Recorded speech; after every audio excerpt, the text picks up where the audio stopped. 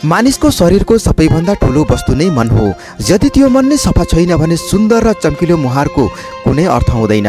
नमस्ते, सर्वप्रथम गोर्खे सलाम छ हजुरहरूलाई। म विपन महतो फेरि एकपल्ट स्वागत गर्दैछु र यति बेला उपस्थित भएको छु हाम्रो तिनीखोरिया हनुमान मन्दिर प्राङ्गणमा। तपाईँहरूले देखिराख्नु भएको छ आज यहाँनिर प्रथम वार्षिक रमाइलो तिहार समारोह उद्यापन भएको छ। अति नै सुन्दर परिवेश तपाईँहरूले देखिराख्नु भएको छ। गोर्खाली वेशभूषाले सजिएर दाजुभाइ दिदीबहिनी आइमात्रीहरू यहाँनिर आइपुग्नु भएका छन्।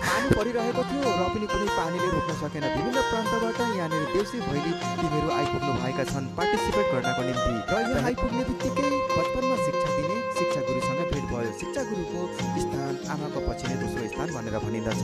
उहाँलाई धेरै सम्मान छ। र यस कार्यक्रममा आइपुग्ने बित्तिकै हाम्रो भाइ दिपु छेत्रीसँग पनि भेट भयो। उहाँसँग भेटघाट गरेर अति नै राम्रो लाग्यो। उहाँले मलाई धेरै सपोर्ट पुर्याउनुहुन्छ र यस्तो खालको कार्यक्रमहरूले हाम्रो बिलाउँदै गएको संस्कार संस्कृति सभ्यतालाई पनि बचाउनेछ र यस्तो खालको कार्यक्रमहरू प्रत्येक वर्ष नै हुनुपर्नेछ।